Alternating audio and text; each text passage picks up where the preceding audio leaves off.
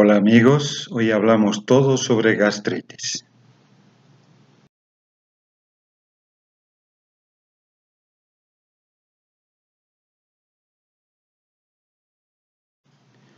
¿Cómo podríamos definir? En primera instancia, la gastritis es una inflamación a nivel de la mucosa gástrica y que luego se puede extender hacia las otras capas. Puede aparecer esta de forma repentina y que se la denomina gastritis aguda o a través de muchas semanas a meses y convertirse en una gastritis crónica. ¿Cuál es la epidemiología? Se ve de que su mayor causa es por el Helicobacter pylori y se ha visto de que la prevalencia a nivel mundial es de 6.3 habitantes por cada 100.000 que se presentan. Y en la población pediátrica tiene un 10% en los países occidentales o de desarrollo, el 50% en los que están en vía de desarrollo y generalmente esta se transmite por vía fecal y oral. Existen también otros tipos de gastritis que no son propiamente por el Helicobacter pylori o infecciosas, que son las autoinmunes, y que tienen una menor prevalencia, entre el 2 y el 5%, se observa más en países occidentales y es más frecuente en las mujeres y que aumenta con la edad. Se asocia a otras enfermedades de origen autoinmuno, como las enfermedades tiroideas, la diabetes mellitus, etc. ¿Cuáles son las causas etiológicas? Vemos de que la gastritis tiene factores multifactoriales, o sea, una etiología multifactorial y que puede deberse a factores exógenos o a factores endógenos. Entre los exógenos, el más común es la infección por Helicobacter pylori, luego el consumo de AINES, el uso de irritantes gástricos como el café, el té, etc., uso de drogas, otro tipo de medicamentos, alcohol, tabaco, cáusticos y la radiación. En cambio, entre los factores endógenos se debe a un aumento del ácido gástrico y de la pepsina, un reflujo duodeno gástrico y el uso de la bilis que va a ir a provocar gastritis alcalina, reflujo de jugo pancreático, una enfermedad metabólica como es la uremia y algunas enfermedades autoinmunes. Entonces, para hablar de la etiología de las gastritis, siendo la más común por Helicobacter pylori, decimos que está presente en todo el mundo. Y para hablar de que los pacientes no tienen una gastritis por Helicobacter pylori, estos deberían cumplir 4 criterios, entre ellos que una triple tinción sea negativa en las biopsias de la mucosa gástrica, otra tinción que sea negativa para el Helicobacter pylori, una serología negativa para la inmunoglobulina G y sin antecedentes autoinformados de tratamiento del Helicobacter pylori. Entonces, si tenemos esos 4 criterios, se deberá pensar que no tiene el origen infeccioso y que ésta puede estar relacionado con el tabaquismo, consumo de alcohol, uso de antiinflamatorios no esteroideos o esteroideos.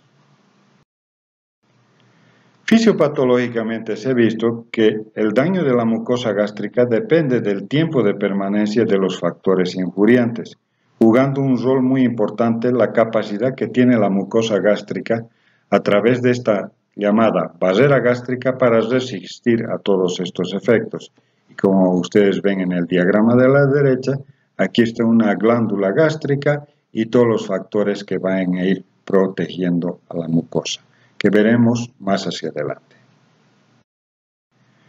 Entonces, la barrera gástrica se dice que está constituida por factores endógenos que se subdividen en preepiteliales, epiteliales y subepiteliales.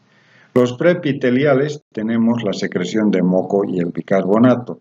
Entre los epiteliales, la barrera, que lleva el mismo nombre, y los subepiteliales, que vienen a ser la síntesis aumentada de prostaglandinas, el flujo gástrico sanguíneo y un factor de crecimiento epidérmico, como los más importantes que van a ser los protectores para evitar de que el estómago vaya a sufrir de una gastritis.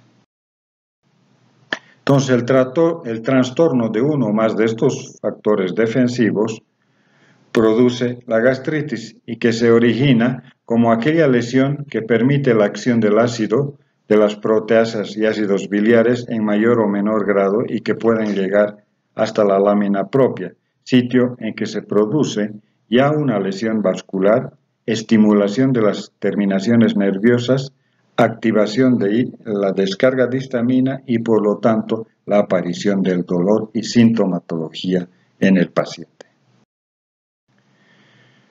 Las gastritis se clasifican de varias maneras.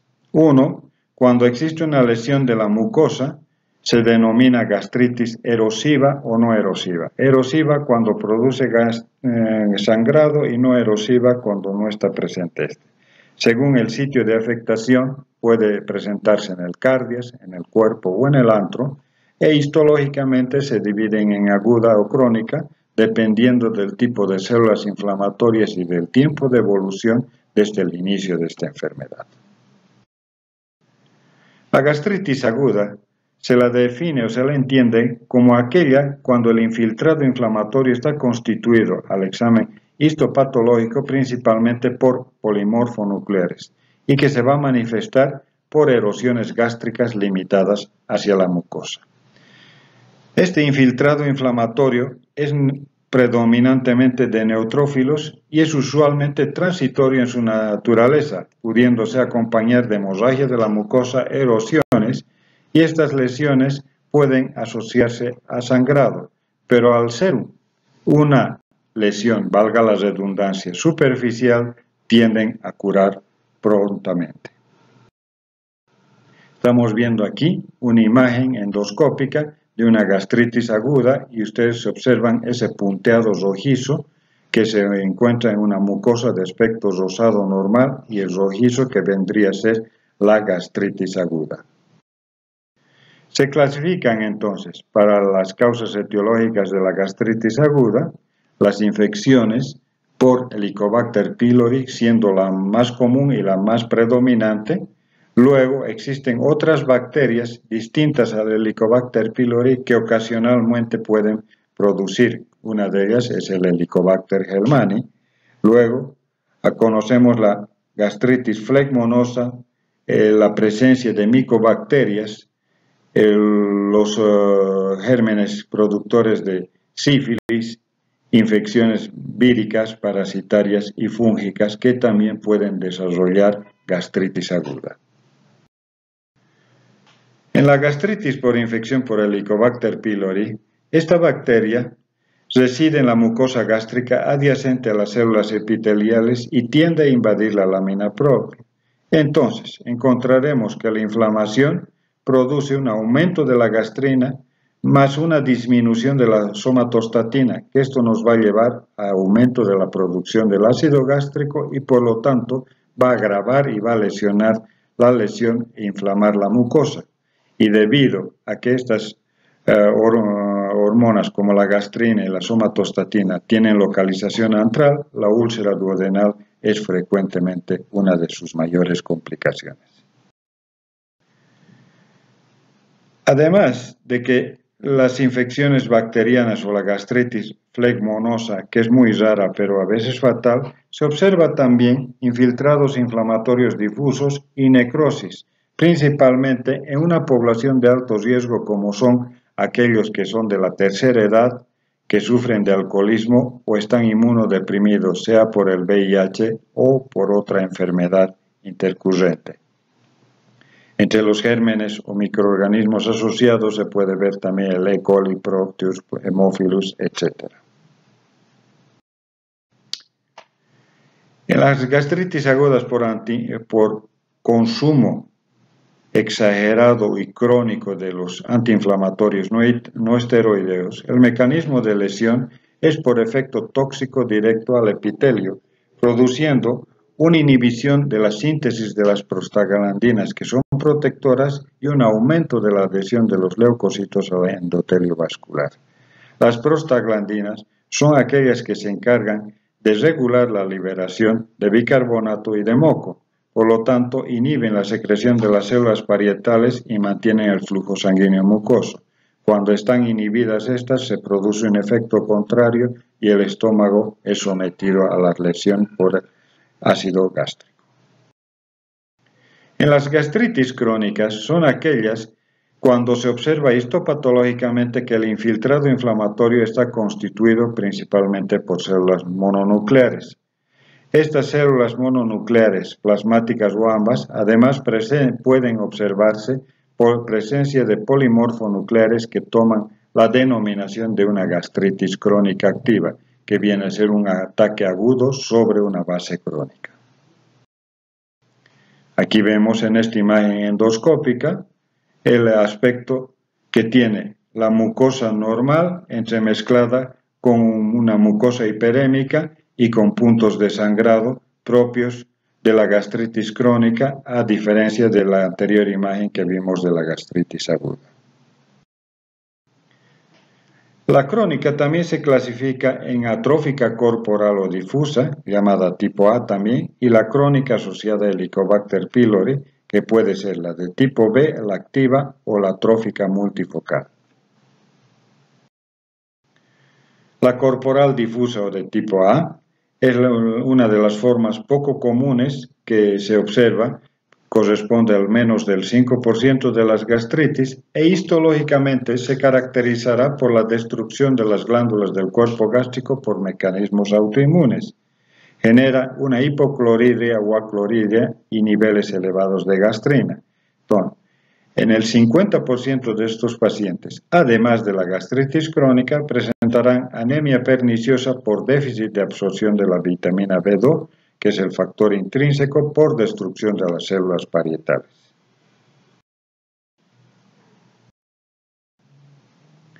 En la gastritis crónica asociada al Helicobacter pylori, esta infección crónica de la bacteria siempre se asocia con un mayor o menor grado de reacción inflamatoria y que puede presentar dos patrones de forma distinta. En la gastritis tipo B, que está caracterizada por un infiltrado inflamatorio crónico, donde se observan muchos linfocitos y también polimorfonucleares. La afectación es fundamentalmente antral y se presenta por la hipercloridria que se acompaña con esta enfermedad. En la crónica asociada a Helicobacter, pero llamada también la atrófica multifocal, el infiltrado inflamatorio es difuso con la atrofia glandular y metaplasia intestinal.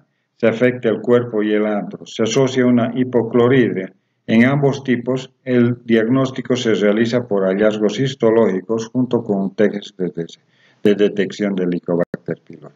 Ustedes dirán, si hay una hipocloridria, ¿cómo se produce gastritis? Porque el estómago está menos protegido por esa barrera que hemos visto y cualquier cantidad de ácido, sea hasta en valores bajos, tiende a inflamar y a lesionar la mucosa gástrica.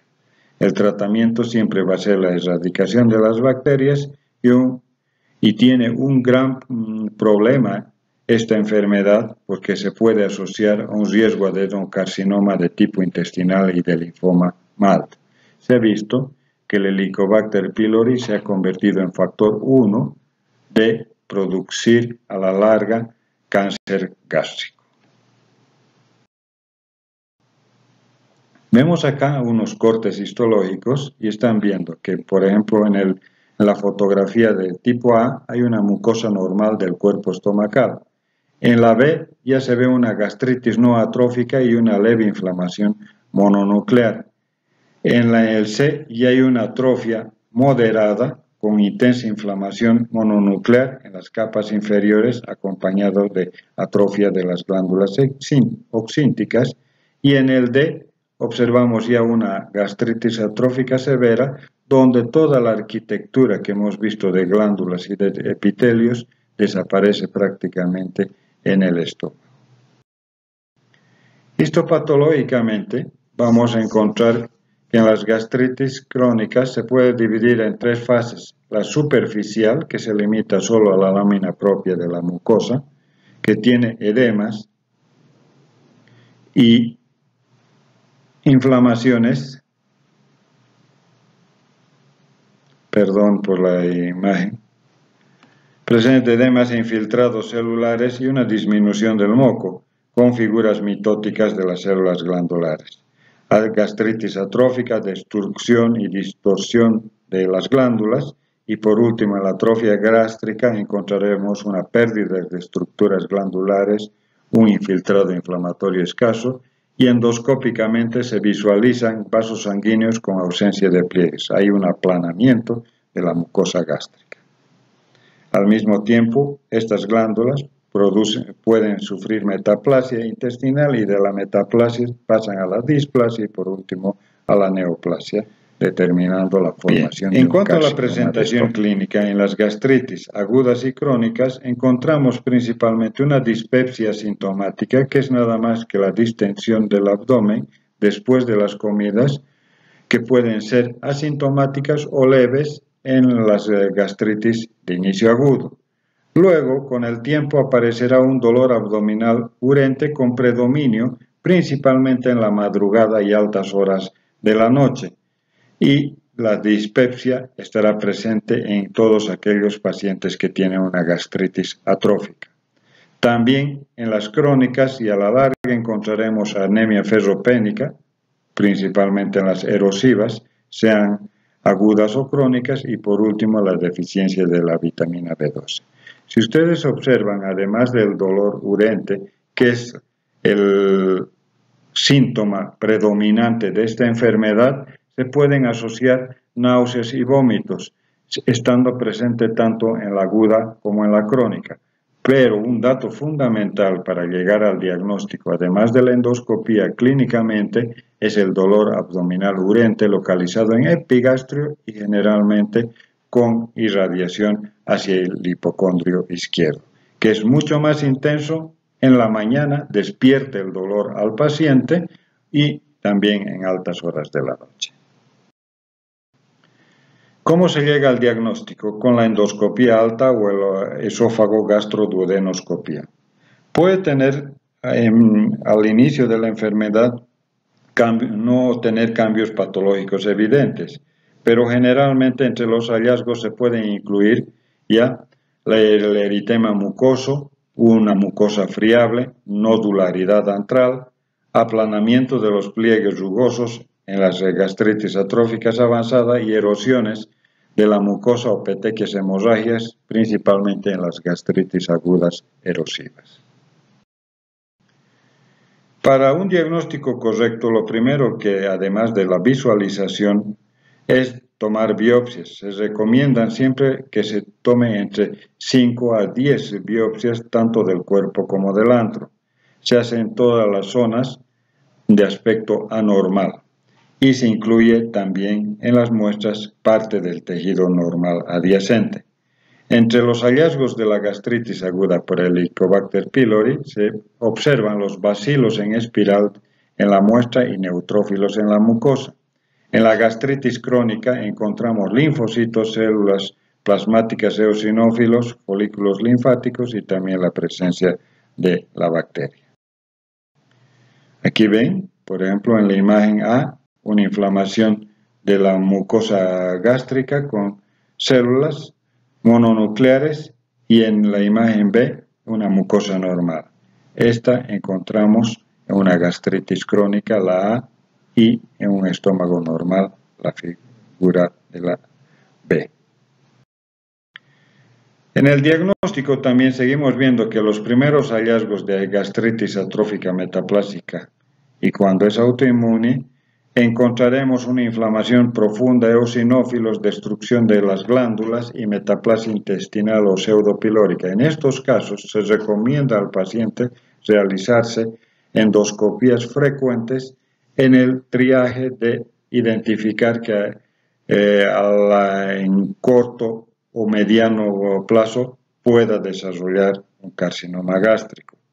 Y los resultados encontraremos de que existen estas células epiteliales megaloblásticas que van presentándose y que son de alguna forma una imagen propia de una gastritis atrófica metaplásica. ¿Qué otras pruebas se pueden tomar para determinar la presencia del Helicobacter pylori? Existen pruebas no invasivas, como por ejemplo la prueba del antígeno en heces, para el diagnóstico inicial o para confirmar su erradicación después de un tratamiento con antibióticos. También tenemos la prueba de aliento de urea. El paciente recibe urea marcada radioactivamente por vía oral. La ureasa producida por esta bacteria la divide y libera CO2 y el CO2 se detecta con el aliento. También la serología, detección de inmunoglobulinas G en suero contra Helicobacter pylori, tiene una baja precisión, pero sigue siendo positiva después de la erradicación. Ese es otro de los factores desfavorables que tiene para utilizar solamente la serología. Es mejor la prueba de aliento de urea o la prueba de antígeno en heces.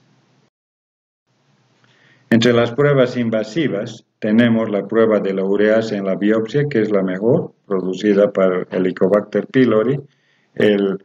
Verificar el pH alcalino cambia el color en un reactivo de pH. En la histología, tinciones de hematoxilina y eosina que nos permiten reconocer a la bacteria, estudios de inmunohistoquímica y también se puede observar con tinción de Giemsa.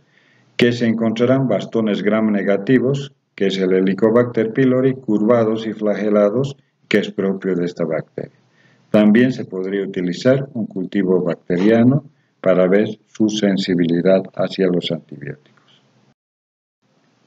Aquí están viendo en la imagen y donde se encuentran las flechas, la tinción de inmunohistoquímica con la presencia de Helicobacter pylori en el antro gástrico.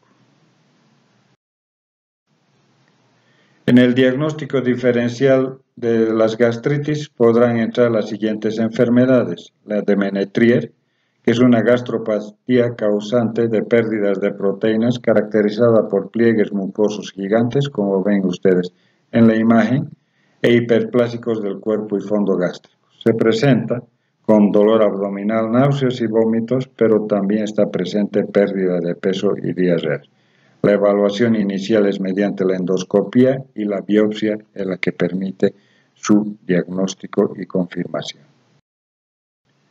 También entran la úlcera péptica, las colecistitis, pancreatitis, las gastroenteritis viral en el diagnóstico diferencial de esta enfermedad. ¿Cómo se trata? Los principios generales indican que a todos los pacientes se les debe administrar los inhibidores de la bomba de protón, como el omeprazol y sus derivados, hacer una terapia de sustitución si existe un déficit de vitamina B12, tratamiento de la carencia de hierro si existe en el paciente, y para pacientes sintomáticos cualquier agente irritante o precipitante gástrico debe ser prohibido en su dieta. Para el tratamiento contra la bacteria se administra omeprazol 20 miligramos a 40 miligramos día, claritromicina 500 miligramos 2 veces al día, amoxicilina 1 gramo 2 veces al día, bismuto coloidal como un antiácido, se pueden administrar probióticos y todo esto cursa durante 10 a 14 días como tratamiento que se da para erradicar esta bacteria. ¿Qué complicaciones podremos encontrar? Como les dije anteriormente, el cáncer gástrico de tipo intestinal, que se asocia a la gastritis atrófica metaplásica, progresión de una atrofia a metaplasia, de la metaplasia a displasia y, como les dije, de luego a una neoplasia o con adenocarcinoma invasivo. El maltoma también es otra complicación, que es un tumor linfoide asociado a la mucosa y que tiene una preferencia por las infecciones de Helicobacter pylori y por linfoma de células B del estómago. A menudo, la erradicación del Helicobacter pylori hace que la enfermedad remita. Tiene un mejor pronóstico que el anterior.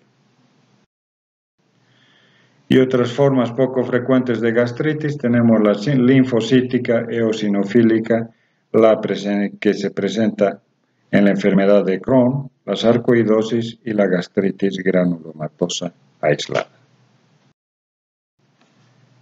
Algo de la linfocítica se localiza en cuerpo, tiene presencia de células T maduras y plasmocitos y su etiología hasta el momento es desconocida. En la linfocítica no existe ningún síntoma específico y solo se encontrará este aspecto varioliforme que se denomina de la mucosa gástrica que nos hace sospechar y el tratamiento es en base a glucocorticoides o cromoglicato sódico. En la eosinofílica hay una intensa infiltración eosinofílica, como dice su nombre, y manifestaciones de atopía y pocos síntomas. Esta tiene predominancia en la región antral. La endoscopía nos ayuda un poco en el diagnóstico y el tratamiento es en base a corticoides, omeprazol y antialérgicos. La granulomatosa, que puede deberse a Crohn, tuberculosis, histoplasmosis, sarcoidosis, se deben realizar biopsias repetidas con biopsia y citología para llegar a un diagnóstico. Es un diagnóstico difícil y la biopsia quirúrgica a veces de todo el espesor de la pared del estómago se requiere para excluir la añadidura de un carcinoma más a este nivel.